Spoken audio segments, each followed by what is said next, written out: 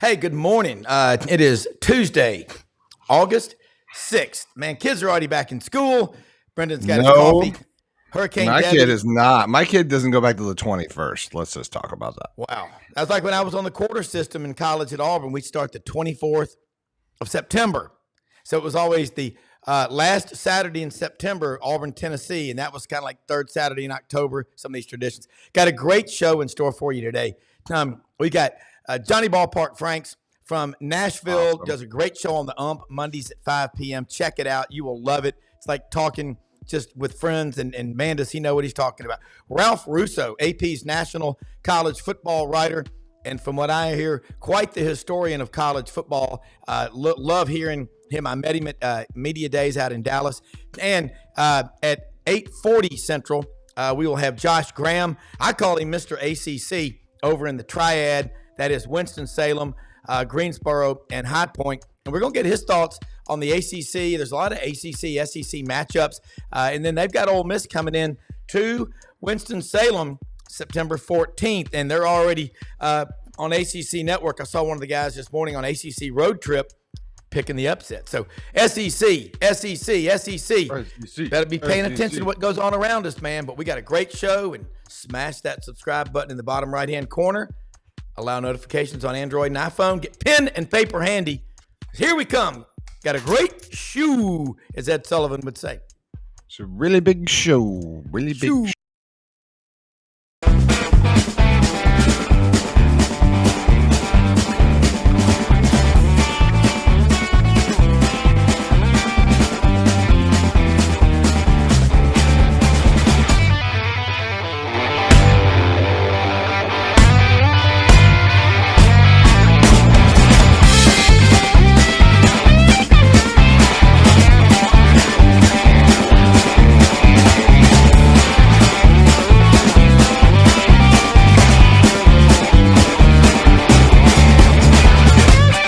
Sidelines with Rob Browne. Talk sporty to me.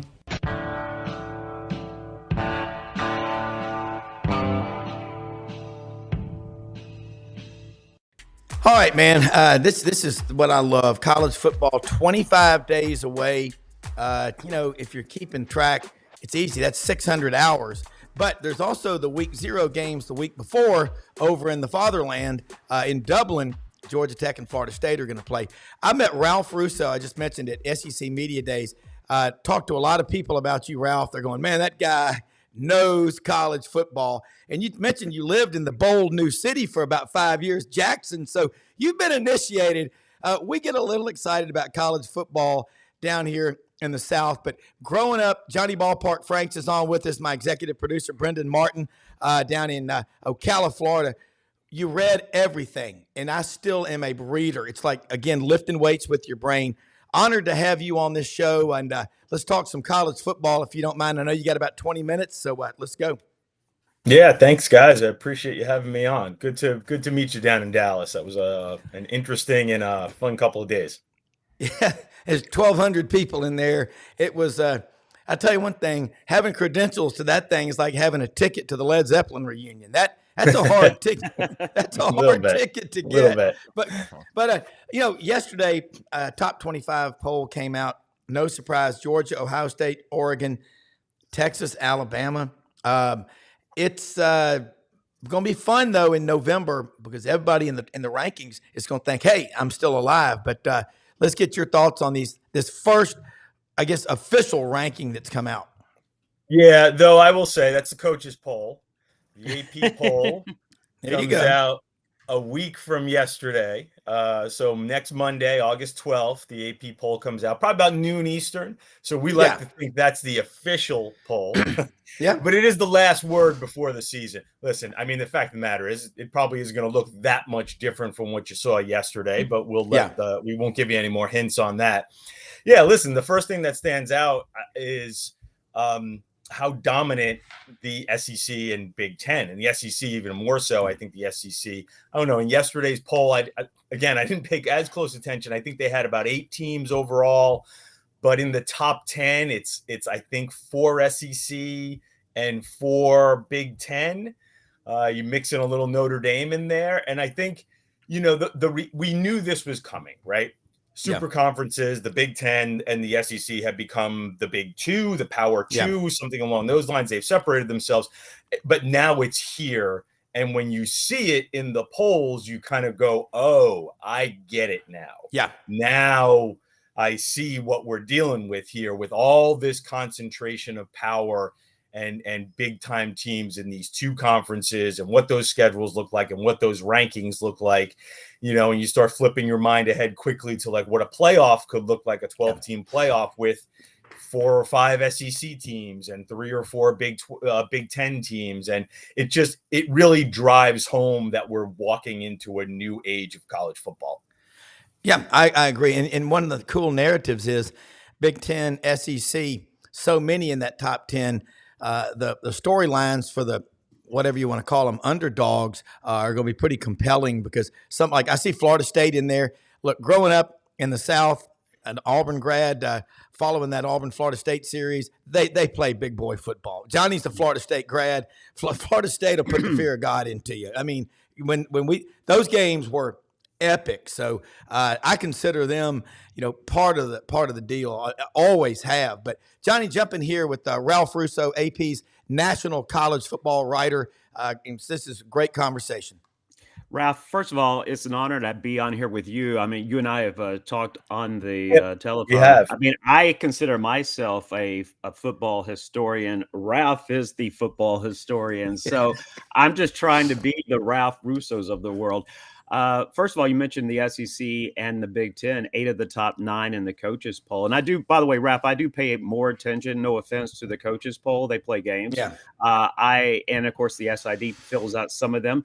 I do pay more attention to the AP poll. I especially like the AP poll of today compared to the AP poll of the 70s in the sense that, some people back then when they voted in the AP poll, if a team was number 3, they were stubborn. They wouldn't move it around as much as we see now. There's, people who vote in the AP poll today, and I'm not sure exactly what those directions are, Ralph, but solid job in the sense that you see movement in the poll. And I love seeing that.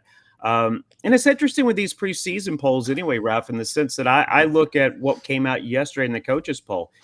As I mentioned, 8 of the top 9 Big Ten SEC. It's not going to play out that way because, like, for example, in the Big Ten, Ohio State's number 2 in the preseason, and yet they play 3 teams in the top 8.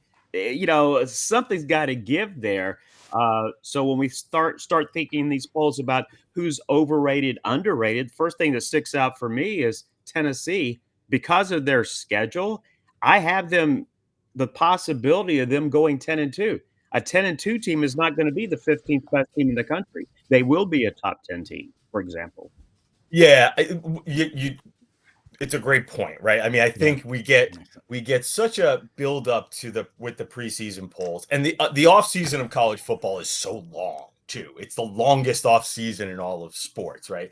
So what it allows us to do is we do way too early polls, and then we do way early polls, and then we do or rankings, and then we do post spring and post portal. And so I will say, like, I think over the years that I've been doing it, because of that trend, I think by the time you get to August with the quote unquote official polls, there's sort of been a built-in, sort of baked-in narrative to a certain degree. There's a little bit of a groupthink that comes around, and that's where the games end up breaking that over. I do agree with you, Johnny. In the time that I've been doing it, I've been doing this like 20 years, I've seen voters get more aggressive during the season, move teams around a little more aggressively, move teams that haven't lost down and things along those lines, especially early in the season. And I think that's a good thing.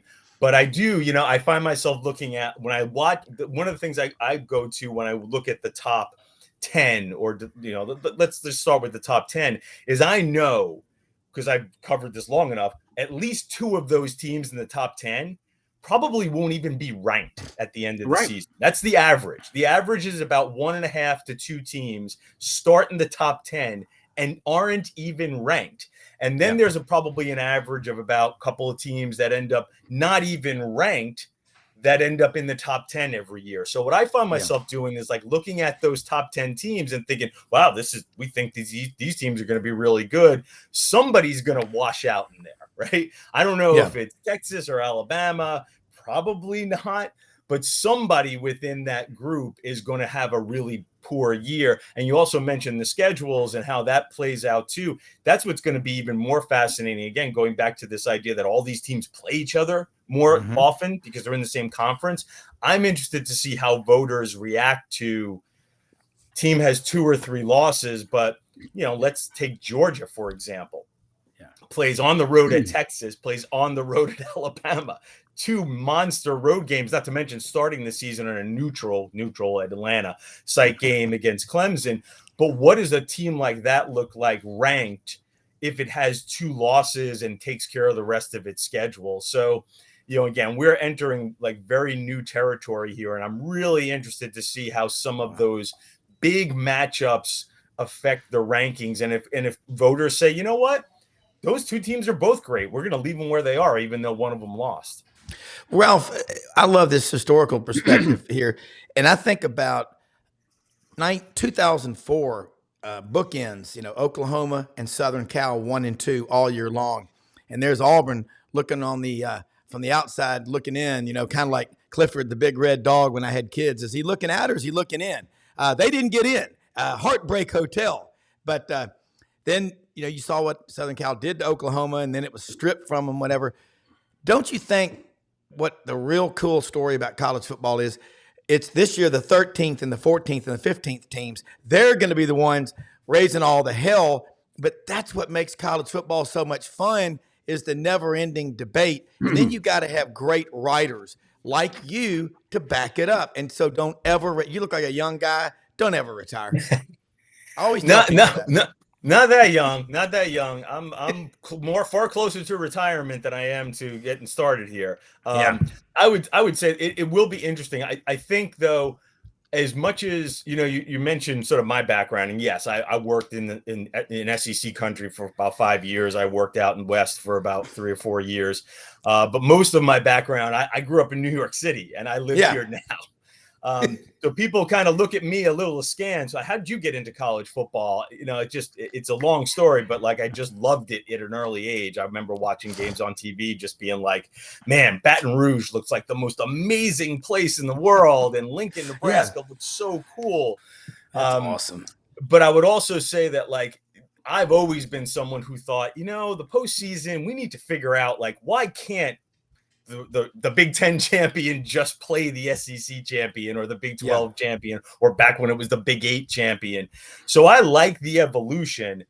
I do agree, like we're going to have some very interesting discussions about number 11, 12, 13, even within the playoff, though, even within the teams that get in. One of the things I've been like, the folks at the CFP did this at the SEC, and they were going around the country to other media days doing it, kind of reminding people, and it's one of my jobs too, going into the season, that this new playoffs got some quirky little things about it, right? Yeah. Remember, like you can be the second best team in the country conceivably and not get a bye, right? Because those 4 byes are going to be reserved for conference champions.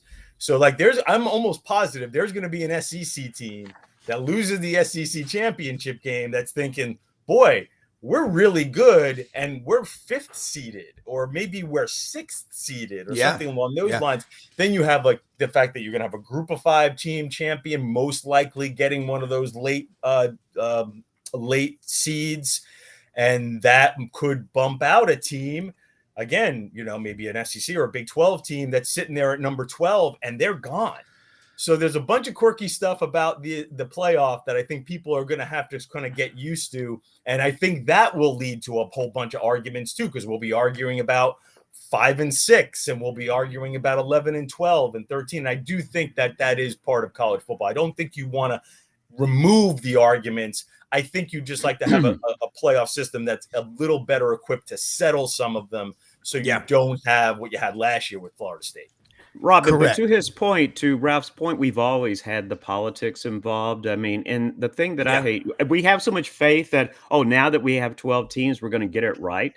Why do you say that? Because if, to me, who was the best team in the country last year? Georgia. Thank you very much. And see that but you couldn't have Georgia in. You had to take Alabama. But here's the problem. I think they really did want to take Florida State last year, but you couldn't bring in Alabama without bringing in Texas. And so that was the way to. But honestly, if you were doing it, the best teams looking at start to finish, the best team in the country last year was Georgia. And I can honestly say that. But so we look at this new system with 12 teams. Are they going to get it right? I don't know. Once again, when we still talk about politics, I hope that that's the case, but we don't. So know. I would say this: when you get down to 12 teams, you're not missing a team. You may miss a team that deserves to be in, but it's very unlikely. But it's very unlikely you're missing a team that could win the national championship. I mean, I go back, Ralph and Rob, to the point where Cincinnati, if you're going to play in a conference with a weak schedule like that, with so many teams ranked in the bottom third in the country as far as Division I, to me, you have to earn your right. I don't care about the unbeaten record. I want to see you better have your non-conference schedule tough, where all 4 games are tough, not because you've got all of these Vanderbilts on your schedule as far as the Vanderbilts of their conference. And so I think in recent years, Cincinnati should not have been in the playoff. Georgia last year should have been in the playoff. So, I'm like you, Ralph. I think at the end, if you're arguing about 11 or 12, I get it. But the other point you made about Georgia, I'm already out there. I know Clemson is a 13.5-point underdog against Georgia. I see Georgia getting upset by Clemson. I see Georgia 2-2. I see Georgia 2. I see Georgia 2-2 going into the month of October. Now, what happens? How do they deal with adversity? Are they going to be able to deal with adversity? Alabama couldn't deal with it in 2010, and they had Mark Ingram, Julio Jones, Greg McElroy, those guys back from that national championship team. So don't be shocked to see Georgia 9-3 or even 8-4 this year after their 2-2 start. Johnny, I'm sorry. I'm going to be shocked. Now, I could see them losing a couple of games because we saw that schedule. I think they're going to roll Clemson. Clemson's got to show me that it's fixed its offense. And I say roll, we're probably not looking at like a 42-10, but they're about a 13 or 14 point favorite. And I think that's probably the range there. Clemson's got a really good defense again, though it's younger. And again, Dabo not going into the portal. You don't sort of fortify your team with a little experience in some places. So you have very good talent, but you end up with some holes and some depth that maybe others don't have. But I do get your point. It will be interesting to see what happens with Georgia if they do take a loss or two, because they're 42-2 over the last 3 seasons. They have as many losses as they have national championships. And I would tend to the folks in Ann Arbor would disagree. I would say this. I think Georgia and Michigan were the best 2 teams. That's what I would say. I think Georgia and Michigan were the best 2 teams, and circumstances kept Georgia out as much as anything. But, hey, I would also say Georgia, how about beating Alabama? Throughout all this run, they still have had a losing record against Alabama. So there is something to be said there. Maybe that changes. 0. Yeah. Ralph, you are, let's talk about your travel schedule. I know you just got a few minutes. You're in New York. And by the way, you got to give us a good restaurant or two, because we got people that watch this show all over the place. Everybody goes to New York and stuff Italian. Yeah. I got one for you in my neighborhood. There you go. I'll get you on the way out of here. The neighborhood ones are the best. But you got to come back on with us. You are a serious, like Johnny, a student of history. And that makes that history, traditions, and heroes is the whole theme of SEC Sidelines Sports Network and SECU. So I like what you said about, I don't like it, but Georgia has got to get over the problem in Mercedes-Benz Stadium against Alabama. And that's a compelling storyline. Talk more about that. Yeah, listen, for all Georgia's success, they've had issues figuring out Alabama. Now, again, when Saban's now gone, I mean, gosh, we can do a whole show and segment on just obviously. I can only imagine how much you've talked about that transition, and nothing is more. There's no story in the SEC more compelling to me than the transition of DeBoer to who I know is a good coach because his record says so, and I believe very strongly that you are what your record is. Like coaches who have had success at other levels, that's a good indication that you will be successful at the highest levels. But the fact of the matter is, there's still transition. What does the transition Milroe in his offense look like? Does it bring Milroe to a new level, or is he not necessarily the perfect fit there? I was looking at Alabama's roster and found myself going like, I still am wondering a little bit about big time playmakers. Is Ryan Williams that guy coming in as a freshman? Maybe. Yes. So got some questions about, but I do think, they play, Georgia plays Alabama in Tuscaloosa. I think that's such an important game because, again, Saban's gone. You have Alabama in transition. This is the time for Kirby sort of to take his program and really stamp it and say, listen, we've passed those guys. They are no longer the thing that's in our way. We are them. We are the big dogs here. Yeah. And listen, 2 national championships, you can't really, you can't really argue with that. But that little hiccup there against Alabama, I really feel like they need to go into Tuscaloosa and say, hey, man, like we're done with this being on equal footing. We're the team in the SEC now. Yeah. Ralph, Yeah. Ralph, I wanted to ask you from a historical perspective. I do a podcast with my father, Buddy Martin, who's on this network. And we were talking to Urban Meyer yesterday. We do a football show with him. We were just talking about Michigan. Coach had some interesting stuff to talk about. Say, yes, he did.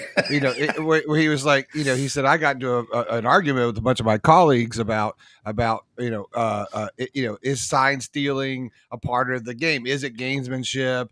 He said, during a game, sure, if you pick up something, whatever. But then obviously the level that Michigan went, what we're hearing about yesterday, the day before, about all of the things sort of unfolding.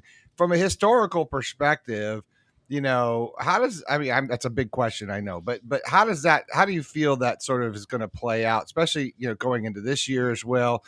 What's going to happen over there at Michigan? Listen, it's hard to even put it in a total historical perspective because the NCAA isn't quite what it used to be. And, my feeling is always this, and this even goes back to, we talked about 2004 USC. Hey, man, I saw those games played. I saw Reggie Bush. Like that happened. So that's still my national champion, right? Like it cannot unhappen. No. Yeah, you can vacate all you want. And if I'm a Michigan fan and I have all these Ohio State fans going tisk tisk and shame on you, hey man, you can talk to the trophy.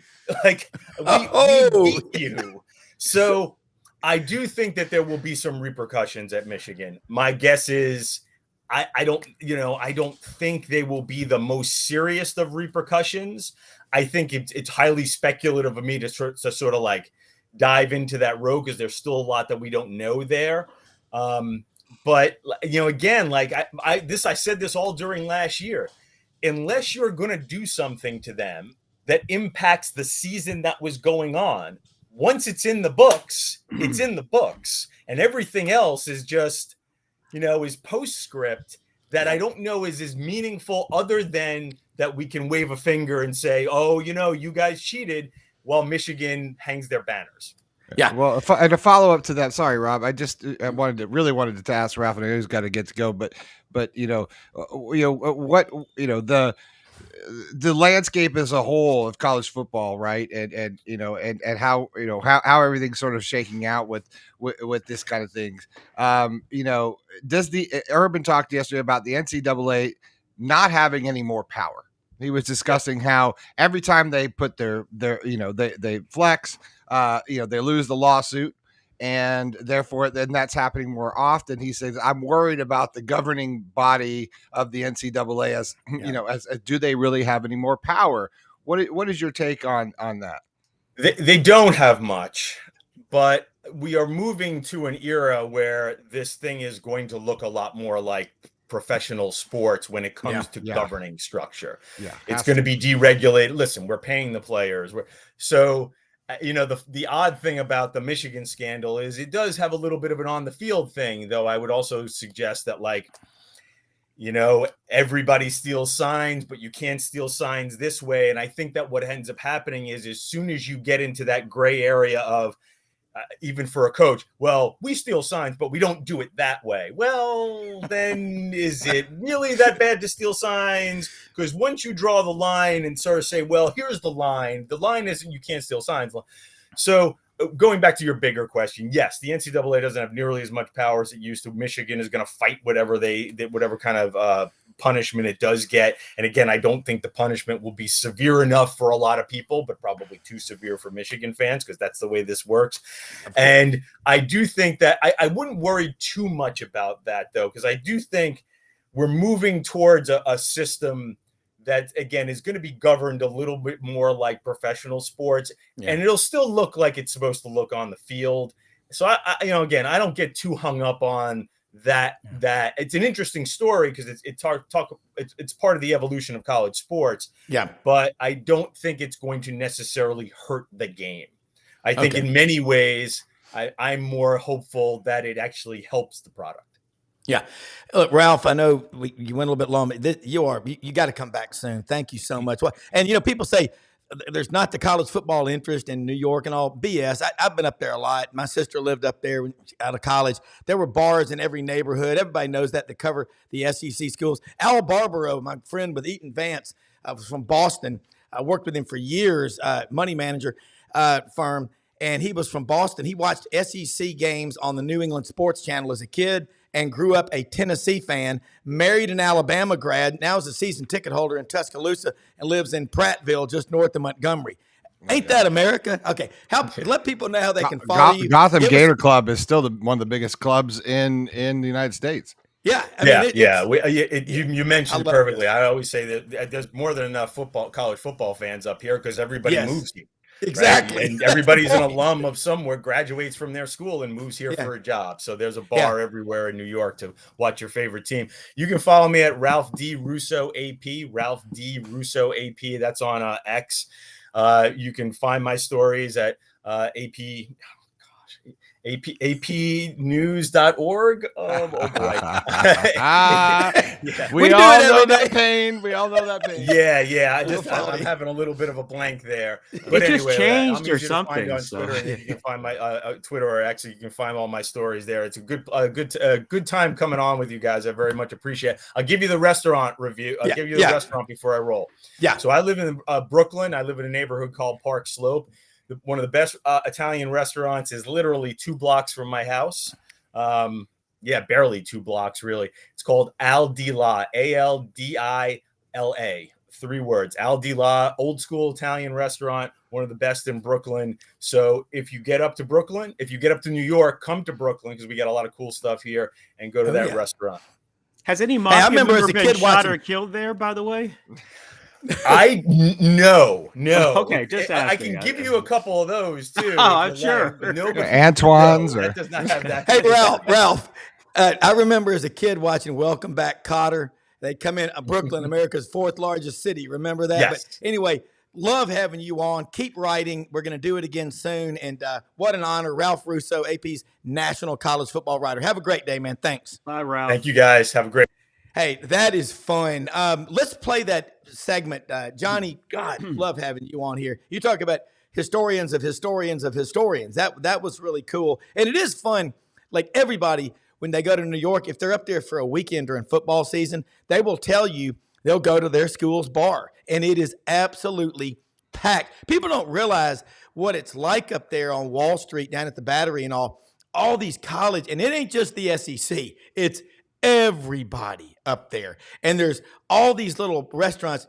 Al Di La. Now, see, let's like you said, remember when David Letterman, back when late night TV was funny, it wasn't all political, he said, one of the toughest jobs you could have in New York City, Paul Schaefer, ladies and gentlemen, Paul Schaefer and the band, he would be a mob corpse debloater. Remember back during the late 80s, it was really bad up there. It's like, you're going deep right now. I can't. I love Letterman, but I don't know what the hell that was. Oh, he talked about that. Letterman, he would talk about that with Larry Bud Millman and Biff and Brother Theodore. I am. See, Brenden, Rob is being a little naive right now. So we have like 8 million plus New Yorkers, right? Yeah. 4 million, look, it's not that they're huge college football fans. It's just like you're doing fantasy football and you're pulling for the guy from San Francisco when you're not a fan of San Francisco. It's called having a little action on the games. I got a little something on the game. It increases your enthusiasm. Yeah, exactly. It does. Hey, check out. Look, let me say something real quick about our sponsors. Coolmore Logistics and Transportation, Memphis-based with a global reach. Anything that you need moved, steel coils, seed, cotton, lumber, bricks, anything, less than truckload, full truckload, containers, they can get it shipped. You make the call to Coolmore Logistics. They post it, and in a matter of minutes, their phones blow up. Nobody will outwork Robert Weaver, John Dickin, and the crew in Memphis. I'll be over there for a lunch meeting tomorrow at Coolmore Logistics. And also the great folks at Hewlett and Dunn Boot and Clothing Company on the historic square in Collierville, Tennessee, open Monday through Saturday, as they say down here in the South, 10 a.m. to 6 p.m. They got all the new fall stuff coming in.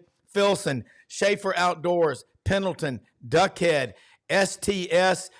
They've got over 7,000 pairs of boots. I bought me a pair of brand new behind me Greater Kudu boots the other day. I got those hats back there. They got them for all these SEC schools. They got the shirts from Acres Down South, all of it at hewlettanddunn.com. And the Vitamin Shop open Monday through every day of the week, actually. Monday through Saturday, 9:30 a.m. to 8 p.m. Sundays, 10:30 a.m. to 7 p.m. Oxford, Mississippi. I'll be down there later today for a lunch meeting with Yancey Porter, our good friend of Rebel Yell Hotline, and also the Vitamin Shop in Olive Branch, Mississippi on Goodman Road. Check them out on the QR codes.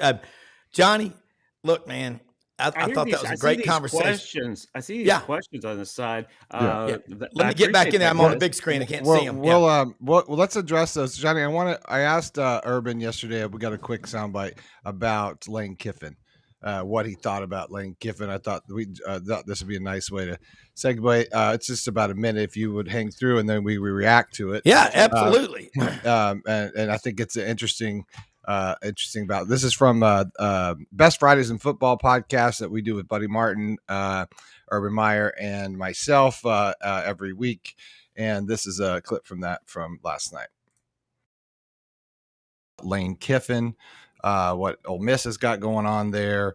The subject was bantied about a bit, and I asked the question to the group. I said, well, is Lane Kiffin, this is a tough spot to be in, right? I think he's always sort of been playing from underdog, and don't expect him to win where he is, but now he's got everything he seemingly needs. Is he ready for this kind of pressure? Because they're expecting him to win at Ole Miss. Yeah, I can't wait to see the book written about Lane Kiffin. We've actually become friends over the years. It didn't start off well back in 2008 when he went to Tennessee, but he's done everything that you're supposed to do at a school like Ole Miss. First of all, he sells himself. He sells the school. It is a great school. It's a great environment. And then he's done the transfer portal and used that to his advantage. I think it's really interesting. He says he's not in agreement with it, but he's used it to his advantage. So good for him. So I think certainly Ole Miss has become a have. It was kind of a medium to have not for many, many years. Although, Houston, there's been some really good teams come out of Ole Miss, but I think he's raised the level, like you said, for a long time. When people aren't pointing arrows at you, it's kind of fun to win. I did that at Utah. No one knew of Utah. It was kind of fun to ride that hill. Now he's on top of the hill, and people are going to be shooting for him. Great stuff, man. I watched that late last night, Johnny and Brenden. Cool. What do you think about that, Johnny, about what he says about Kiffin? I love history, and I love when things have not happened in a long time and finally seeing it rise up again. I had Archie Manning on my show recently. We were talking about this, and it's hard to imagine that Ole Miss has not won the SEC championship in football since 1963. They won a national championship. They won 3 between 59 and 62, but no SEC titles since 63. So I'm going to throw it out there. Why not? They've got everything in place. I remember Lane Kiffin when he first heard about how much money Bryce Young was getting as far as name, image, and likeness. This was a month into name, image, and likeness. We were at SEC Media Days in 2021, and Lane Kiffin was so blown away, knowing you could just see and feel everything moving in his brain, understanding the fact that Ole Miss was not equipped to deal with that kind of money. Now they are. And to me, why not? I think it will be Ole Miss playing in Atlanta for the SEC championship. And I think Ole Miss can ride this all the way through as long as they don't have they got to stay healthy. But with that, especially at quarterback, but with that, was that being the case, why not Ole Miss this year? Since I think Georgia is going to stumble this year, I'm going to pick Ole Miss to win the SEC title and play for a national championship. I will not be surprised. Ole Miss, Johnny Vaught, that 25-year run, incredible. 196 wins, 6 SEC titles, 3 national championships, and they stumbled a lot after him. What Lane Kiffin has done is he's got Ole Miss people now believing, okay, I'm going to the game, not just going to the Grove. Now, there's still going to be a lot of people in the Grove, but the people at Ole Miss, I'll be down there today up on the square at Tallahatchie Grill with Yancey Porter, and we're going to be going around Oxford. They are on another level right now. It's going to be different, though, because any loss, it's not going to seem catastrophic, but you better not have more than a couple, and they better be quality and they better be close. But Jackson Dart was asked this question at SEC Media Days by someone, what if Ole Miss is a host? What's Oxford going to be like? He goes, I don't know if Oxford can handle it. And I said to him, bigger than Double Decker? He laughed about it. But, I mean, that's Double Decker, by the way, that festival in late April, about 100,000 people. And there's a lot of drinking and dancing and just it's a big-time party. Josh Graham from the Triad over in Winston-Salem, North Carolina, is going to be on with us in just a minute. He is driving, so we'll be on the phone only. It probably is what's going on. But Josh Graham, I call you Mr. ACC because whenever I watch something on ACC Network, like Media Days, Commissioner Jim Phillips, you were one of the first questions on there. You came on the show about a year ago when Wake Forest was out in Omaha in the College World Series. Incredible job. I hear you on Chuck Oliver a lot. Listen to that show every day, Southern Sports Today. First off, what's cool to me is I got a son that lives in Charlotte, and that's what they call Metrolina, Charlotte, Concord, Rock Hill, and Gastonia. But you're Winston-Salem, High Point, Greensboro. They love naming, and then, of course, the Research Triangle. But college football is a big deal up there. Been watching ACC Road Trip. They were in Winston-Salem yesterday. Those folks are serious about football up there, too. And let's talk about what's going on in the ACC and where they stand right now. And you got a bunch of good matchups coming up, including some with the SEC like Ole Miss September 14th. Yeah, I'll be at that game in Winston-Salem. And you're right, there's a lot of people that are investing in football. It's the big push by ACC Commissioner Jim Phillips to push back on some of the marketing from Brett Yormark and the Big 12. It's important to look in the backgrounds of some of these commissioners, and he's not a former AD. He's a marketing expert. So when he stood up there for a half hour and tried to sell us on the idea that the Big 12 is stronger and deeper without Texas and Oklahoma, it was hard to watch without laughing. And then you hear Jim Phillips push back on it last week, and his response was, here are figures from 1099 forms about the revenue that this league is creating. Here are the championships that our schools won. The last time a school that is currently in the Big 12 Conference won a national championship was Colorado in 1990. The ACC's got Florida State and Clemson.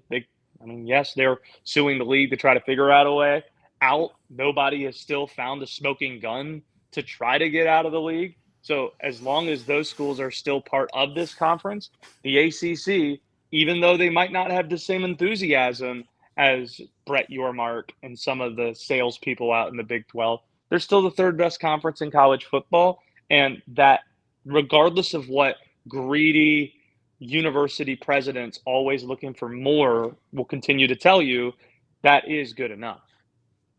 Johnny, Ballpark Franks is on with us, Josh. He is an FSU grad, and weigh in here on that great opening statement by Josh Graham. Yeah, I totally agree. I mean, the ACC is not like the SEC and Big Ten with the depth at the top, like we're talking about. But as long as you have Florida State and Clemson there, and then you've got those above average teams that you don't want to have to go to their place. We're talking about the North Carolina States of the world, even the Hurricanes of Miami, for example. But Johnny, can I push back on one thing? Sure. This is something that ACC coaches, like more than a few assistants, head coaches, told me privately in Charlotte a few weeks ago. What you just said, I acknowledge with the SEC. Okay, they've earned it on the field. They probably deserve one more automatic qualifier like we're seeing in the projections for the 14-team playoff.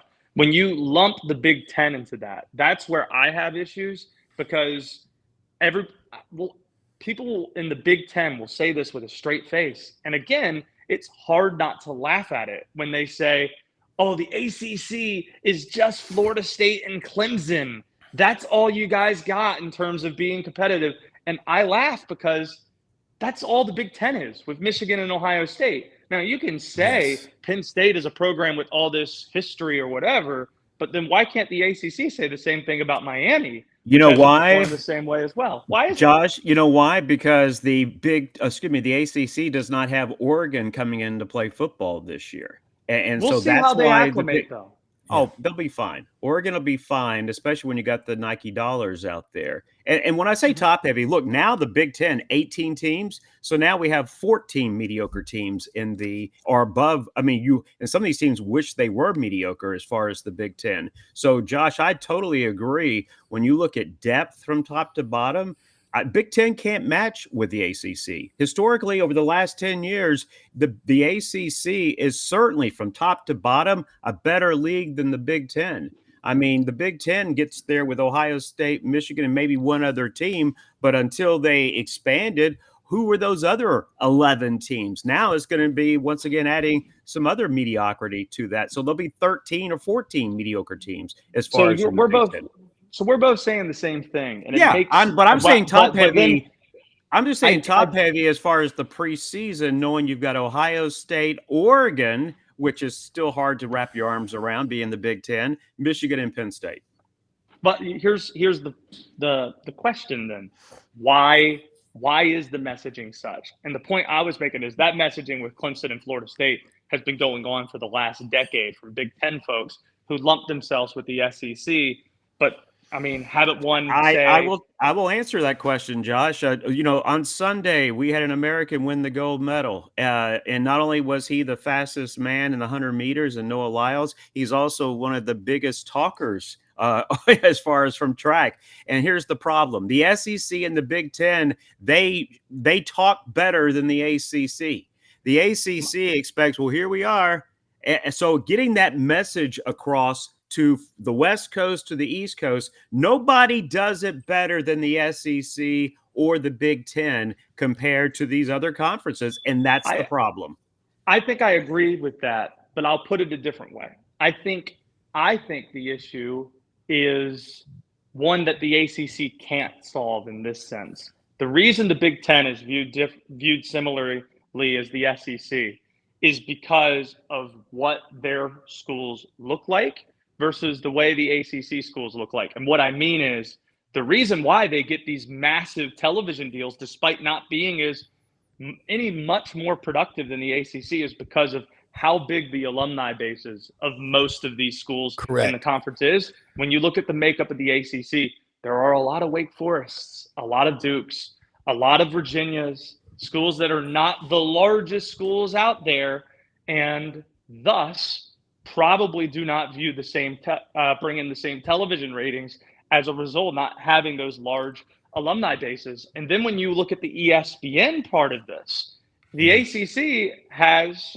the ACC network, just like the SEC has the SEC network. But as Paul Feinbaum, or as Dabo Sweeney said about Paul Feinbaum a few weeks ago, Dabo is wondering why they don't see ACC network folks on ESPN's Get Up, why you don't see any of the ACC network figures cross-promoted on ESPN's top programming the way that you see from SEC network folks regularly, like Laura Rutledge, and you see her all across the network. You see Paul Feinbaum everywhere as the SEC's hitman, crushing everybody other than SEC coaches when he's on the main platform from ESPN. So that's part of it too, where you have to have a platform to be louder, as you're talking about, but also the other piece is just the makeup of your conference, which shouldn't really matter about like actual on the field competition. Like, it shouldn't be television ratings that decide who the best conferences are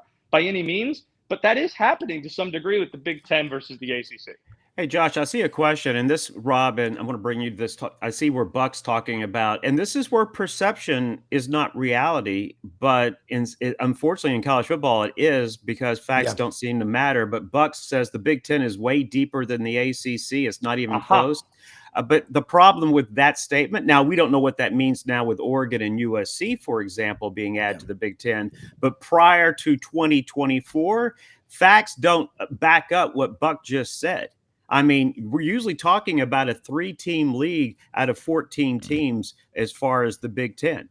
And I'm not making that up. I mean, look at, if Iowa is your team playing for a Big Ten title, Iowa did not deserve to be in any conference championship last year. Maybe not even in a group of 5. I don't know. We have to examine some of the other group of 5 championships from last year.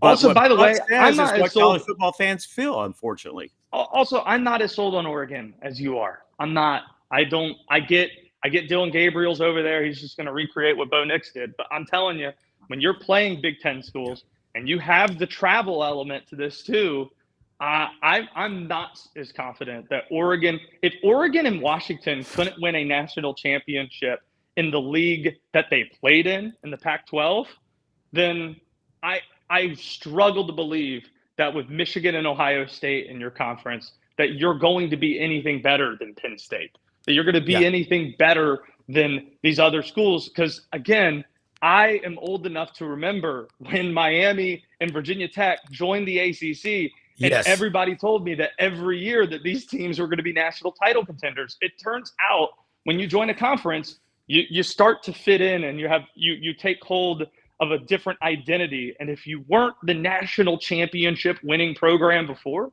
odds are when you jump up in competition, and yes, the Big Ten is a jump up from the Pac-12, I struggle to believe that you perform better than you did before.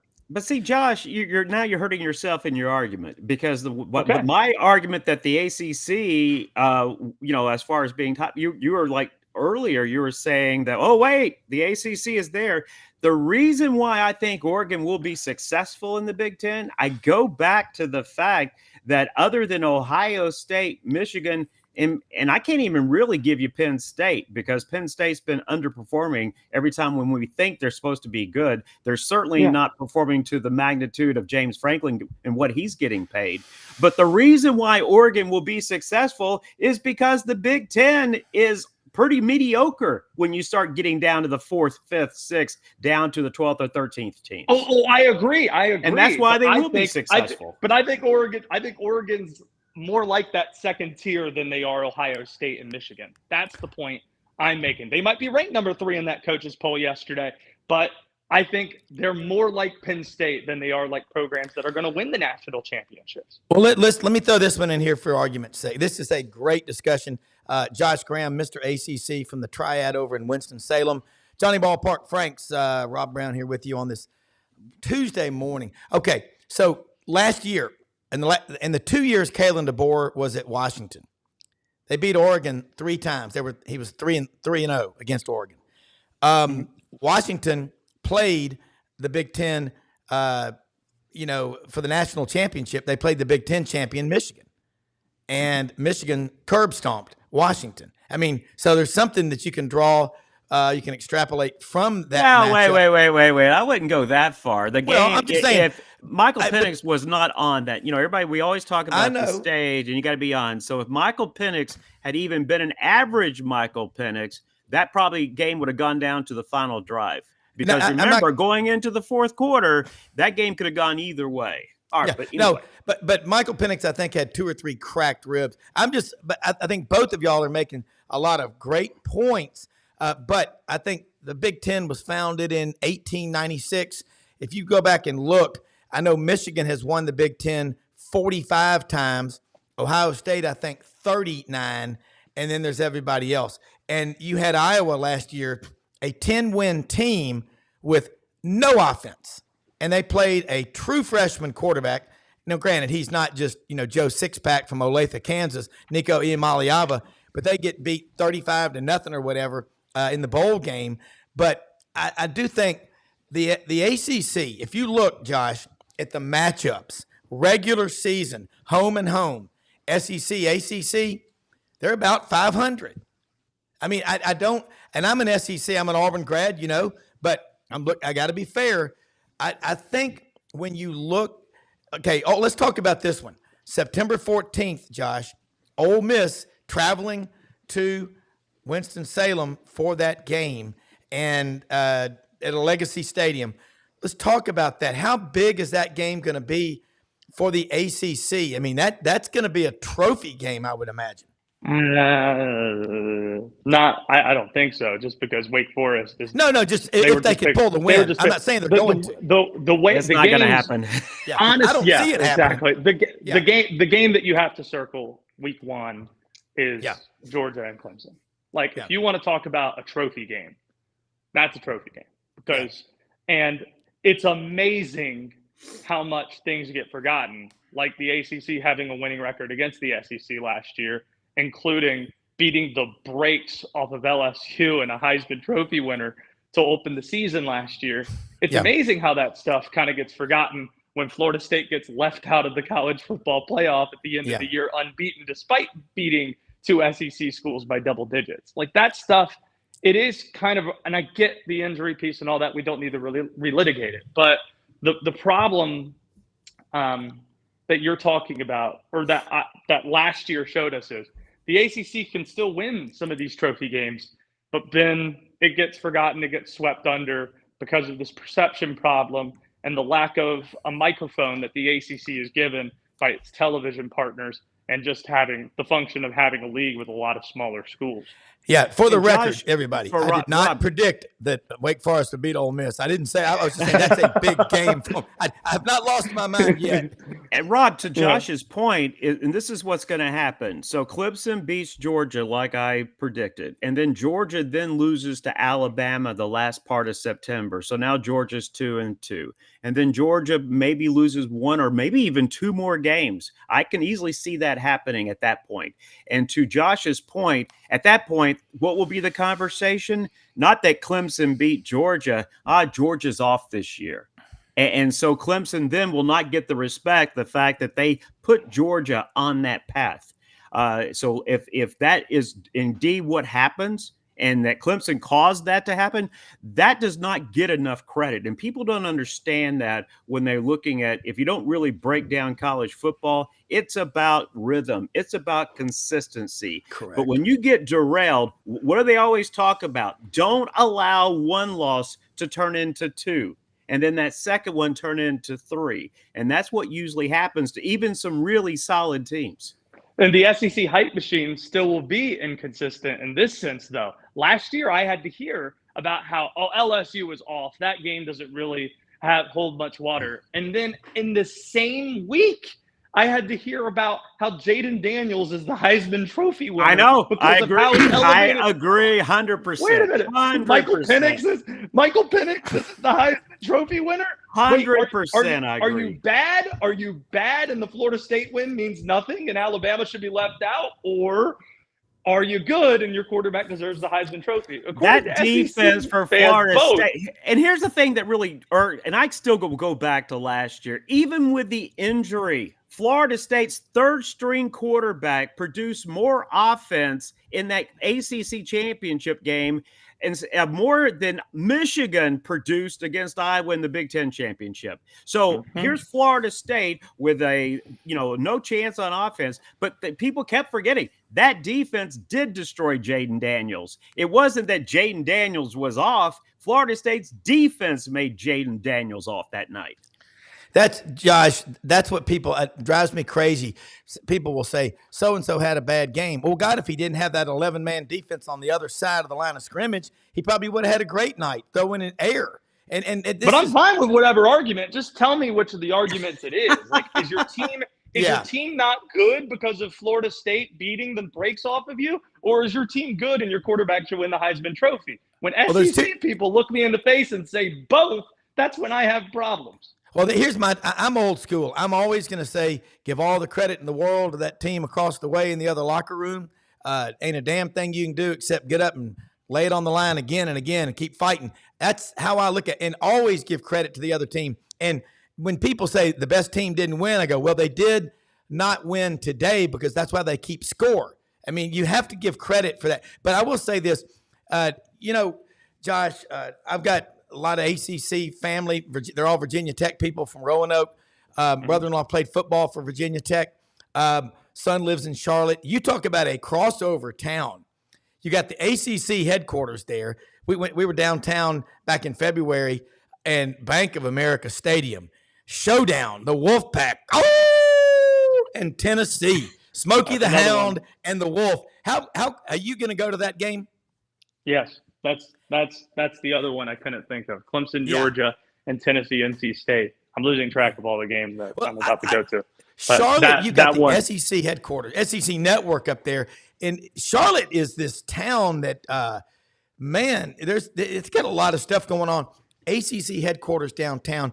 Talk in the last few minutes here before you go, and also let people know how they can follow you, because you do a daily show. You're everywhere, but we got to get you back on because you definitely know what you're talking about. And we may argue about points and stuff, but from those arguments come even better points. And this has got to be repeated. No doubt. And you can find me on YouTube and just search The Drive with Josh Graham and subscribe there. But and I'm on 3 to 6 live. But Tennessee, NC State, both those teams appeared in the top 25 of the coaches poll yesterday. And you could make an argument where they were both placed 15th and 22nd that both teams were underseeded, undervalued a little bit. We'll see where the AP poll places that when that comes out. But NC State's the team that I think is flying under the radar this year. They were picked 4th in the ACC preseason poll. I think they're going to be in the ACC championship game just because I think the larger your league gets, the more important your schedule becomes. And in a 14-team ACC last year, Louisville benefited from not having to play FSU, Clemson, North Carolina with Drake May, and they made it to the ACC championship game as a result. Like, they got fortunate with the schedule they had. NC State, aside from having to play Clemson, does not have to play Florida State, Miami, or Virginia Tech on its schedule. So things kind of break their way. Their West Coast trip kind of fits well into their schedule. The other teams in the state of North Carolina this year aren't as great as they've been in recent years. So I think the Pack, with Grayson McCall transferring in from Coastal Carolina to play QB, I think that's the team to keep an eye on. And if they beat Tennessee in week 2 in Charlotte, then they emerge on the national stage as being a college football playoff team. Yeah, right, Josh. Again, great stuff. Johnny, we've run out of time, but, man, these arguments, this is what makes college football so much fun. It never goes to sleep completely, just a little rest here and there. Hey, we live in the greatest country in the history of the world. We're blessed. Go bless others. We'll be back tomorrow morning with more great guests talking about the greatest game in the world, college football. Thanks for watching.